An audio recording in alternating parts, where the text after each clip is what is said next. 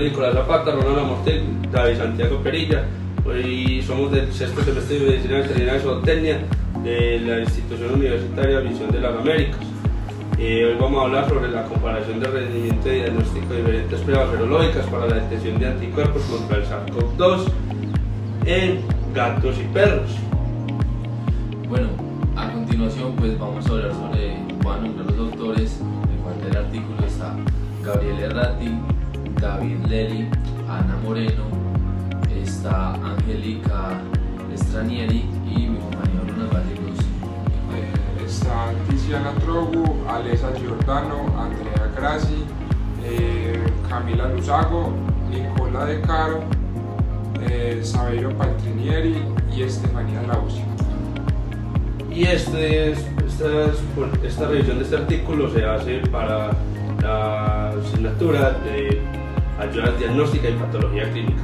En la introducción, en el año 2019-2020 se presentó una pandemia de COVID-19 en los seres humanos que fue causada por un virus SARS-CoV-2 que dio efectos devastadores. Después de esta pandemia se hizo un estudio de susceptibilidad en perros y gatos. En un estudio experimental se observó que los gatos son altamente susceptibles a SARS-CoV-2 y pueden transmitir el virus entre ellos, mientras que los perros son menos susceptibles, aunque pueden desarrollar anticuerpos de cero conversión. La infección natural en ambos animales está relacionada con la exposición en los humanos con el COVID-19, lo que respalda la transmisión zoonótica inversa. Al detectar las infecciones mediante vigilancia es muy complicado, que se utilizan pruebas moleculares que se ha demostrado que disminuyen alrededor de 110 días, aunque estudios recientes demuestran que los anticuerpos neutralizantes pueden persistir hasta 10 meses. Las pruebas que se deben utilizar es la prueba estándar, que es la BTN, que esta prueba es la prueba oro, y se va a utilizar 3 pruebas en comparación, que son otras pruebas que son de laboratorio de seguridad, que no son tan complicadas y son más comerciales y más fáciles de conseguir. Y la BTN necesita un laboratorio de seguridad 3. Entonces se va a hacer una comparación entre estas pruebas y qué calidad de estas pruebas vamos a tener. En la metodología se quiso saber qué tan efectivas son las diferentes pruebas para detectar anticuerpos contra el virus del COVID-19 en perros y gatos. Para esto reunieron muestras de sangre de 191 animales, 366 perros y 125 gatos entre el 2020 y el 2021. Algunos de estos vivían con personas que habían tenido COVID-19. También tomaron hisopados rectales en gatos para detectar otro coronavirus común en ellos, que es el coronavirus felino, y así evitar confusiones en los resultados. Evaluaron esas muestras con 4 diferentes pruebas, que fue la prueba VNT, muy confiable pero era costosa y que requiere laboratorios especiales. La segunda fue una versión más asequible, que fue la SVNT, que limita la anterior, pero puede hacerse en laboratorios normales. La tercera fueron 2 pruebas tipo ELISA, que miden si hay anticuerpos, pero enfocan en una parte específica del virus, que es la nucleoproteína. Esta actúa en la parte genética y del ADN. Después compararon los resultados para ver cuáles eran más confiables. A continuación les voy a explicar las tablas del estudio que analizó la detección de anticuerpos contra SARS-CoV-2 en lo que son perros y gatos. El objetivo fue comparar las 3 pruebas serológicas con la prueba de oro, que es la neutralización viral, para ver cuáles son más confiables y útiles en animales de compañía. En la tabla 1 vemos la comparación de muestras positivas. La primera tabla muestra los animales que dieron positivos en menos de una prueba. También se indica cuántos días pasaron desde que sus dueños tuvieron COVID-19, y toda esa trayectoria nos va a influir en la producción de anticuerpos a la hora de nosotros también poder interpretar los datos. Para hacer todo esto tenemos que tener en cuenta que hicimos ciertas pruebas serológicas, las cuales las pruebas que hicimos en este estudio fue la VNT, que es la prueba de oro, la SVNT, que es la que nos va a medir cuando bloquean los anticuerpos, y la unión entre virus con su receptor. También está la ELISA doble antígeno, que esta usa 2 antígenos para detectar los anticuerpos, y la ELISA indirecta, que utiliza un solo antígeno y un anticuerpo secundario. Entonces también nos va a aportar una ayuda en esta. El valor SP, que indica la cantidad relativa de anticuerpos, es que este nos va a hacer un reconteo total, pero nos va a dar un dato exacto. Lo más interesante es que en algunos animales fueron positivos en SVNT, pero negativos en ELISA. ¿Cómo podemos interpretar esto? Que la prueba ELISA podría estar fallando en algunos casos. También hay resultados no determinados que debemos considerar a la hora de nosotros interpretar los datos.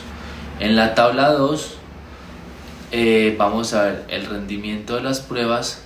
Aquí vamos a analizar lo que es la especificidad, la sensibilidad y el índice kappa para poder comparar las pruebas. Esta tabla es más estadística, entonces podemos concluir que la SVNT con punto de corte que va a ser mucho mayor que el 30% fue excelente.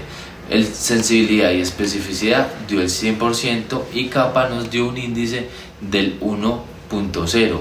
¿Qué nos quiere decir esto? Que hay una concordancia perfecta. También con un punto de corte más bajo y sigue siendo buena para detectar falsos positivos. Eso es muy importante tenerlo en cuenta, ya que a la hora de interpretar datos vamos a tener que contar absolutamente todos. La ELISA doble antígeno tuvo una buena especificidad, pero la sensibilidad estuvo mucho menor, así que se le escapan algunos positivos, como lo dije anteriormente. Y la ELISA indirecta sí fue la menos confiable, con baja sensibilidad y muy poca concordancia.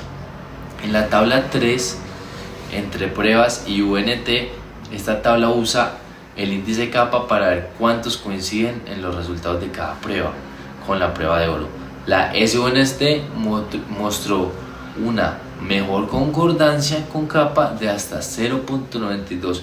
Como lo dije anteriormente, puede llegar hasta 1.0.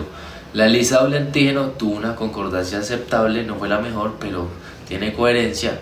Y la ELISA indirecta sí fue la más débil y con menos concordancia, lo que la hace la menos confiable.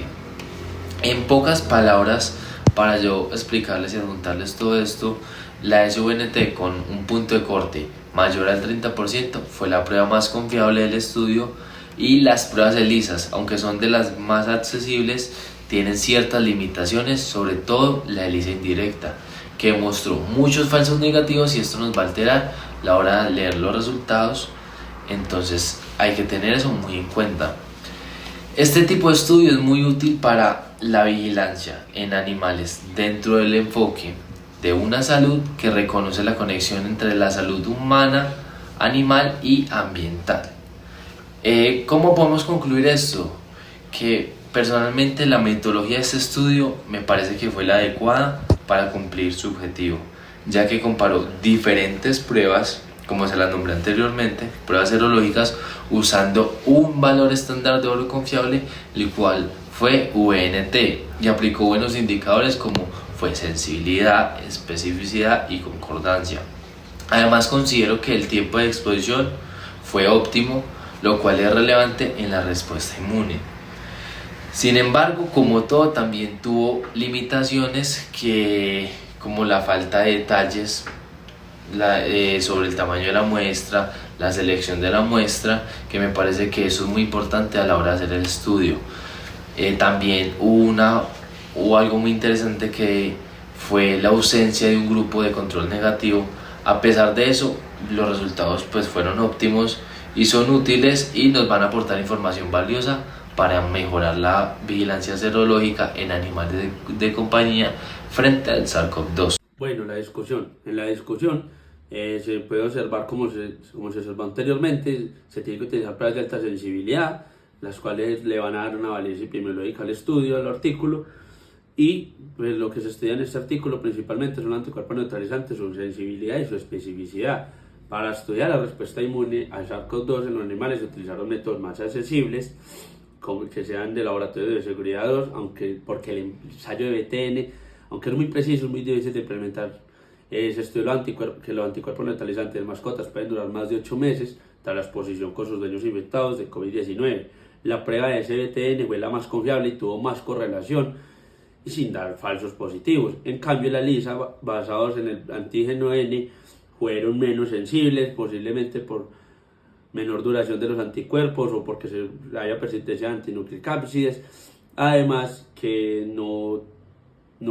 aunque no presentó reactividad con cepas diferentes del SARS-CoV.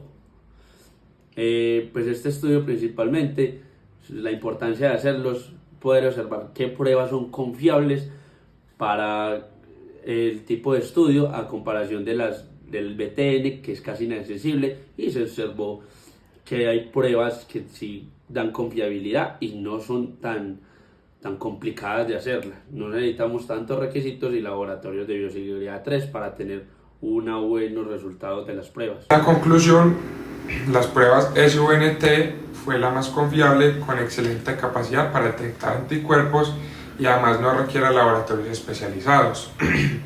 Esto la convierte en una herramienta ideal para monitorear infecciones en mascotas.